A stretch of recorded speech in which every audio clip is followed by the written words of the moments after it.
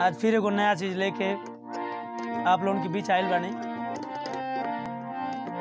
बड़ा बड़ा सुंदर रचना भिखारी ठाकुर जी के।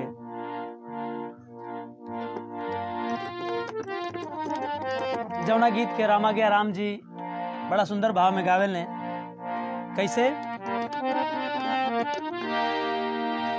और जगवा भरम में भुलाइल बालोगे, जगवा भरम में भुलाई, जगवा भरम में भुलाइल बालोगे, जगवा भरम में भुलाई, जगवा भरम में भुलाइल बालोगे, जगवा भरम में।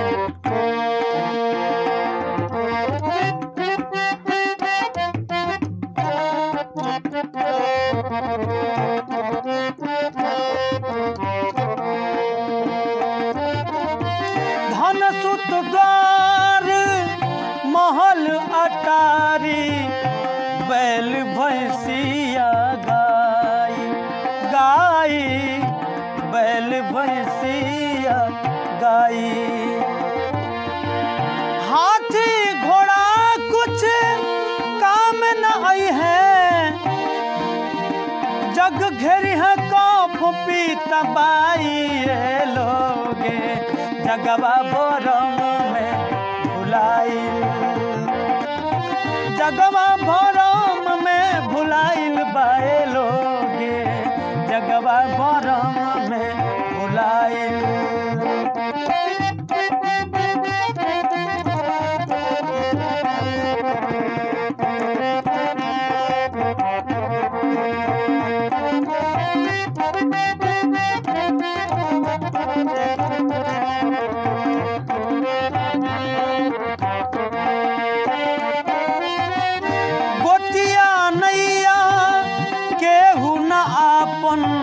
स्वार्थ बस में भाई भाई, स्वार्थ बस में भाई।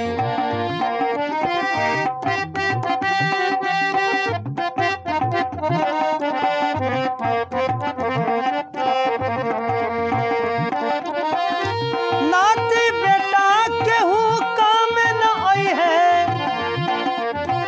नाती बेटा केहू काम न आई है, फेकर रोई है माई लोगे, जगवा भरम में भुलाइल, जगवा भरम में भुलाइल बालोगे, जगवा भरम में भुलाइल।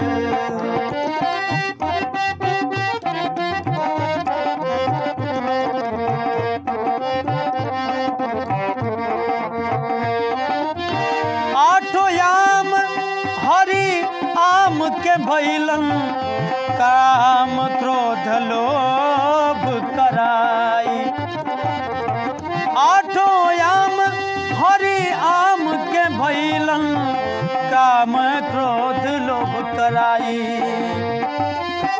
नाही त मनवा एक दिन फल्द में पड़ी है, के करा लिखल बास काई लोगे, जगवा भरम में भुलाइल, जगवा भरम में भुलाइल बालोगे, जगवा भरम में भुलाइल।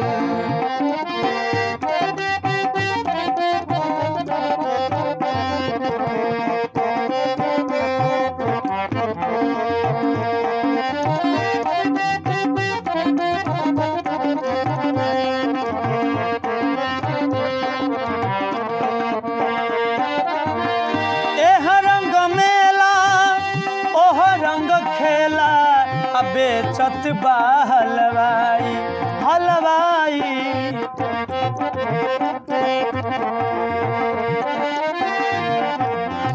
दया के सत्य के सौदा रे कैल कैल कैल